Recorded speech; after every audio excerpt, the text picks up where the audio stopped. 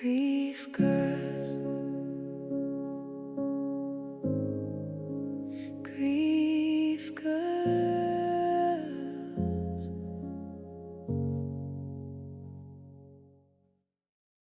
Session 2 of Grief Girls, broadcasting live from Mind Mist in North Situate, Massachusetts.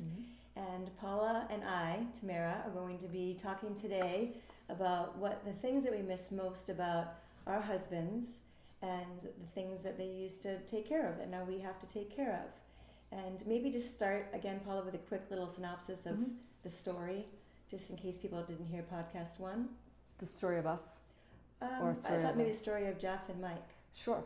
Well, Jeff, I was married to Jeff for just shy of 25 years and together for 30 years, and I lost him on July 1st. Can you hear me?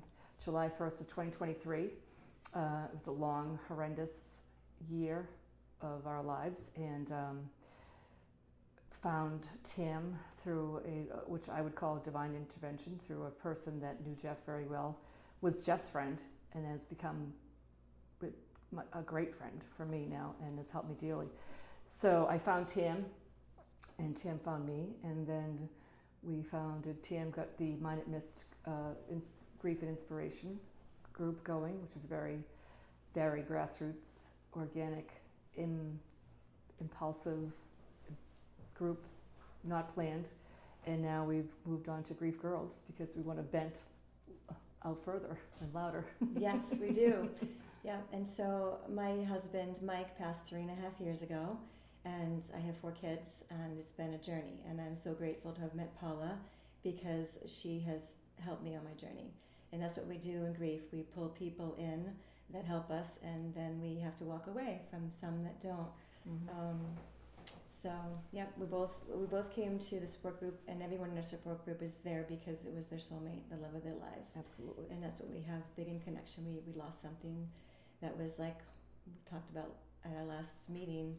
Our arm got cut off. So Absolutely. we're learning to live with our arm cut off. Mhm. And speaking of that, it's not easy to climb a ladder. My arm's cut off. That's right. Yes. So that's one of my things I had to do, recently in the fall, was clean out the gutters. And I had some of Paula's anger in me that day. You're welcome. Up on the ladder and pulling out. I just copied Mike. He used to carry around a garbage bag. And I'm like, why is he doing that? Why don't you just throw them on the ground? Well, now I know why. It's really, really messy. You have to wear gloves. You have to have the garbage bag. You put him in the garbage bag. But I'm up on the ladder, cursing him for dying. Absolutely. I'm gonna fall off this ladder, terrified. And anyway, then I did it. Yeah. And then you pat yourself on the back, right? Small victories. You just say, oh, I can do that. And it's true, you don't want to do it. My recent battle is the garage door battery. Who cares? I don't care. Just fix it. Yeah, just change the battery, Paula. Just change it. So you have to call someone, and then they have to set it up because it's a master lift. Blah, blah, blah. I don't know what it is. Yeah. And before, Jeff had alarms for everything. When the coffee filter had to be changed, he had an alarm for that on his computer. He's IT man. Oh yes, he had an alarm for the water filter. Are you IT girl now too? Yeah. Well, begrudgingly. He had an alarm for everything that was going to be, expired. Everyone's license. He would tell me beforehand, oh, you got 3 months and 2 days. Do you have to do your license? I'm like, oh my God, wow. Stop it.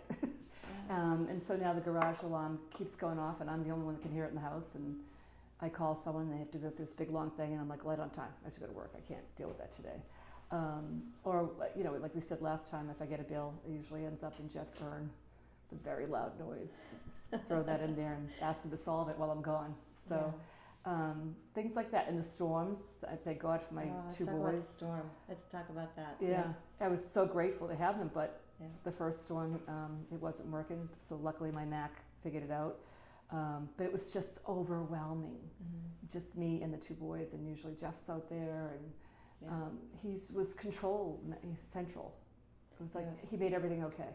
I have a story on that because I have two things to say. One is like the gratitude. Like, so my friend Mike, another Mike, I call him Mechanic Mike. He set me up. He made sure that I was like, he said, pull out the generator, Tam, make sure that it's running. Then he bought me the fuel that goes in it because it's not regular gasoline, it's better stuff that doesn't have the ethanol in it.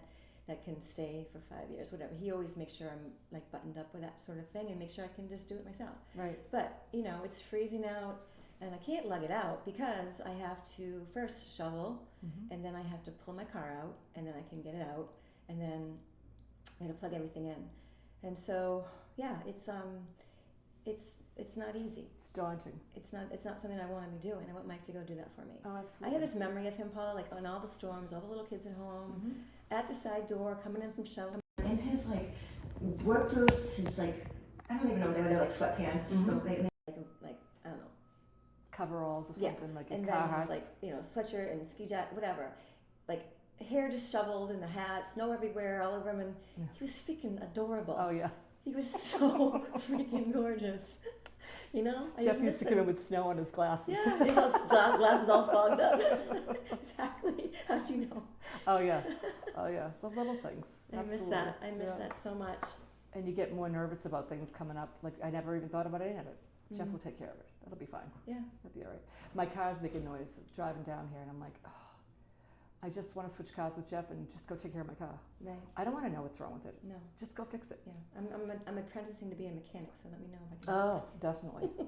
And you know, we were spoiled because I would get something in the mail, and Jeff would say, "Just put it on my desk."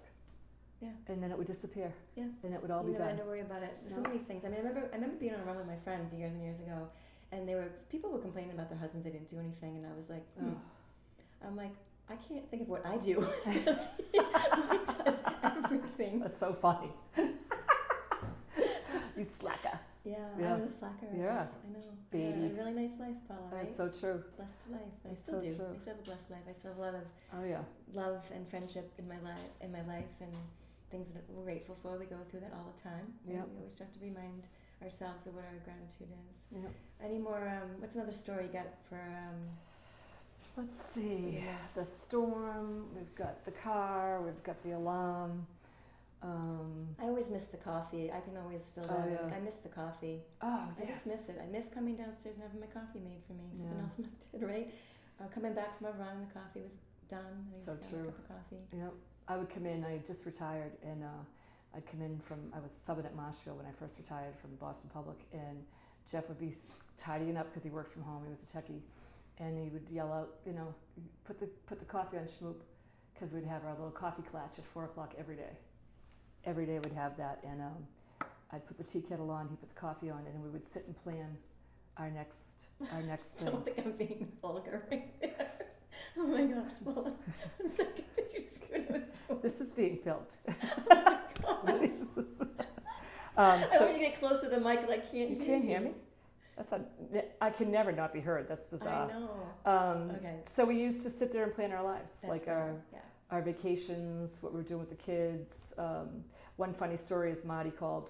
You know, he's away because he's a Marine, and he had said something to Jeff, texted Jeff about it, and I got on the phone and said, "Well, you didn't tell me about that. You just texted Dad." He goes, "Wasn't he sitting right next to you?" I said, "Yeah." He goes, "Well, you're always sitting right next to him. I don't ever have to call both of you because I know you're right there." Because we were. That's a beautiful thing. It's a Yeah. great memory to hold on to too, because it just shows. It's reminded you how much that he knew that you loved him too. Yeah. That's what I think we can't forget about is that they had a great life, and that they left this life and they're in heaven. Yep. But they knew that they had a great life. I know Mike knew it. I'm sure Jeff knew too. Like Mike yeah. knew he had a great life. He knew that he had people that loved him. He had 4 beautiful children that adored him, a wife that adored him, Yeah, beautiful His- home. parents, his siblings. Everybody was Mike's best friend. When everyone kept telling me, "Oh, he's my best friend. Oh He's yeah. my best friend." Like he made everybody feel that way. Yeah. And so he had a nice life. Way too short. 58 years. Way too short to go. Yeah. But made an impact on thousands of people. Don't you find that still now when you bring up Mike, or you had to tell someone recently that didn't know that they passed, and like I'll say that to someone will say something about Jeff that I haven't seen, I love that. and they'll say, "Oh, such a great guy," Yeah. and that makes me feel Yeah. like so Yeah. good. It 'Cause he sounds so was. good because you know it, and you just like people to acknowledge it. And It's so true. Yeah. Yeah. That's, If you didn't know Jeff, you had to love him if you knew him. If you didn't love him, then you didn't really know him. And he was a very guarded person too. And I think I'm the extrovert, and Jeff was he was the introvert. So it was great to hear people say outside of that they loved him and knew him separately from me. Yeah. Like he had his own standing with the community, and he was just a really kind-hearted person. And he got to be in love for all of his life. He left this earth knowing he was loved, Right. and he was in love.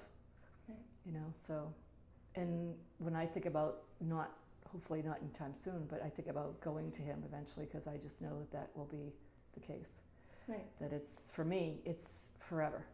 And I think about death now. I'm not afraid of it. Mm-hmm. I am not afraid of it. I lived an amazing life, Mm-hmm. and whenever it's time, it's time. You go home. And Mike will be there waiting, and it's going to be okay. Yeah. I don't live in the fear anymore, because I feel like this. Should we knock on wood again? Is like one of the worst Yeah, it things doesn't that can happen doesn't hurt. to my life. Exactly. Yep. You know, But it is a realization. it's a realization, Mm-hmm. and that life is fragile, that life is precious, and you do need to embrace the day. You don't want. So, we talked about like my 3.5 year on Sunday. Mike passed 3.5 years ago on Sunday, and I was like, what? How did I get here? How did 3.5 years pass me by? Like, what is going on? And it was just one of those just feeling like really feeling weird. This is just weird. Right. Right, but when you do sit down and you're reminded to sit down and think through all the things that you did, you can feel good about it, because there are a lot of things that we've done after they have passed. Like the first year, certainly a big fog, right? Oh, absolutely. But you think back of all the people that came into your life and all the love and kindness there, and then you think about just the things that you were able to do, Mm-hmm. right? Absolutely. No. That you didn't think you could do. With that, That you didn't think you could do on your own. Because you're so used to 30 years of being, I mean, how are you with someone for 30 years or 25 plus years and then you're not one day? right? So that's, as we were talking to Maria about that physical presence being absent. The voice is gone. Jeff played his guitar every day, that's gone. Having my kids walk in the house and they always yell for dad first. Yeah. Where's dad? And just that. Or the lights. You talked about the lights. Lights. We wanted the lights on at home when you came home. Oh yes, right? yeah. The darkness was really tough Yeah. at first, and the kids learned. We learned. Yeah. That's the other thing, Tim. We're learning how to cohabitate without him. Right. And one of the hardest things in the beginning too is it's hourly. It's day by day. It's hourly. It's one breath at a time. And when one of my boys said to me, he was putting his shoes on, going to work, and he said, "Mom, I just hate it here without him." Yeah. Yeah. And then as a mother, you're like, Does that make you so How? sad? Like you want them home, and yet they don't necessarily want to be home because it's too sad for them. exactly. I had that happen with one of my daughters. It made me so sad.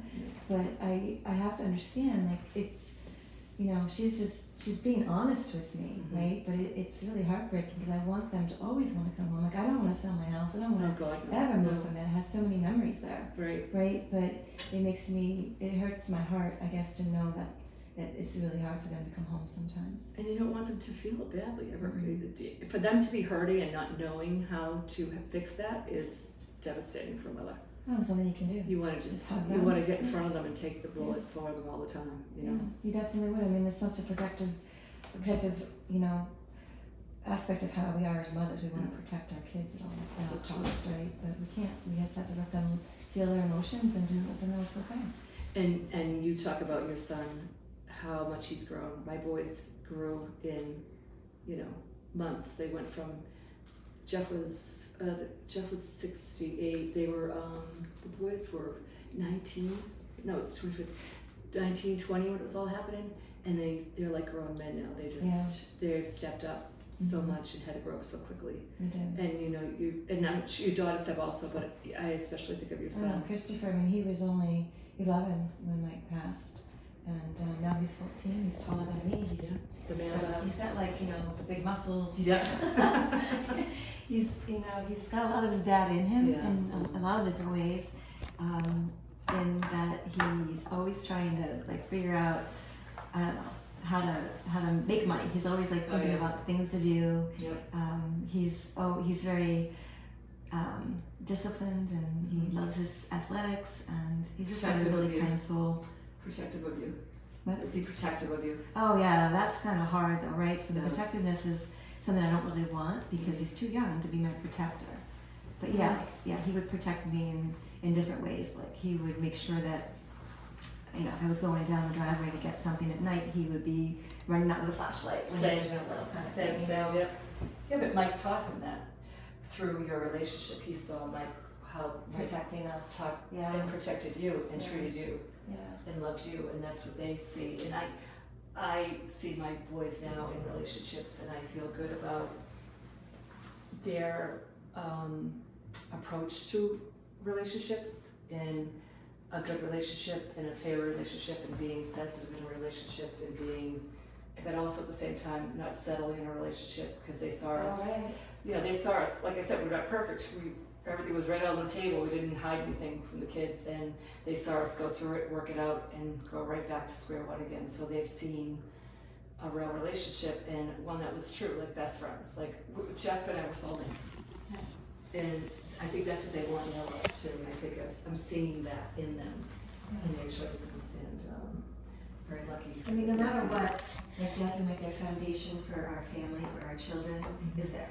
Like they, you know, Christopher got 11 years, my girls got more, but it's embedded in who they are. Like they've seen the family time, they've seen the love, they've seen the, you know, the sharing of things that we have to do as a family.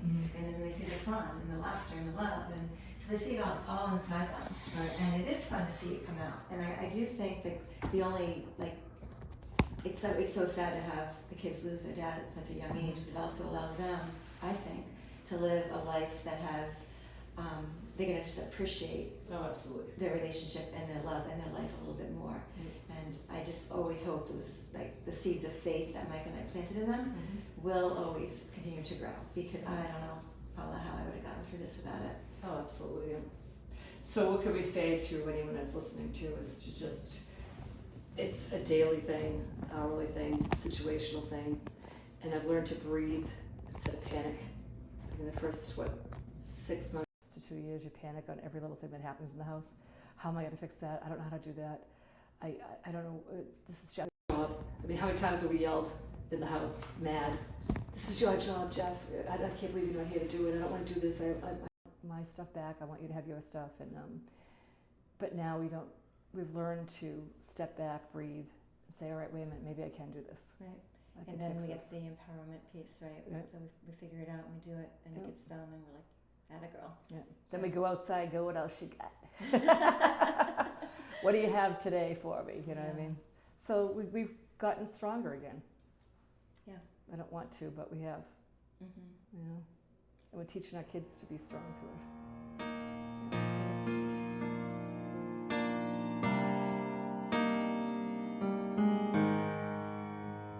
I don't know why God always takes the good ones first. And man, I've tried to be strong and carry on, but damn, this hurts. And I just wish that I could talk to you again somehow, some way. Even if it's for a moment, so I can hear you say, don't cry for me, I'm alright. Yeah, I'm better than you know.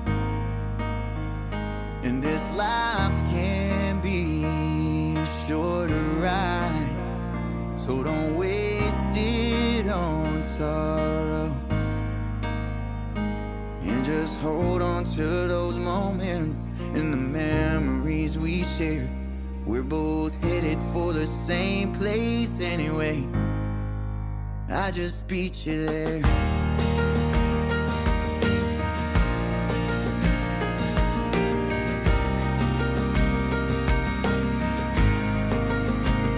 I know they say, just give it a little time, you'll be okay.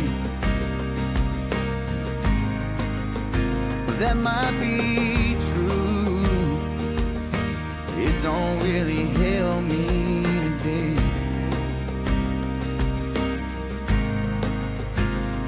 And we ain't supposed to question the man upstairs, but there's just so much I don't understand. It just don't seem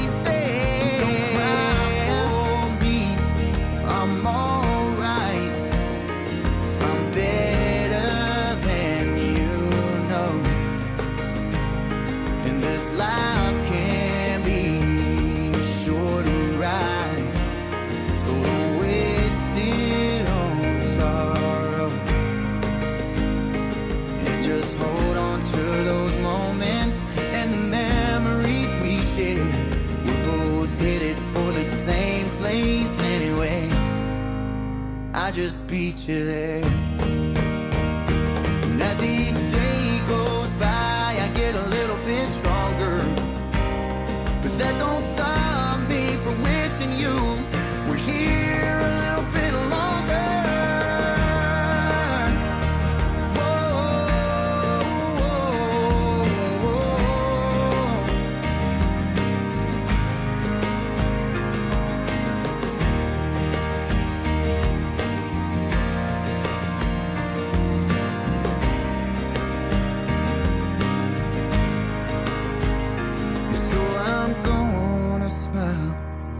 When I think of you, like I know you'd want me to.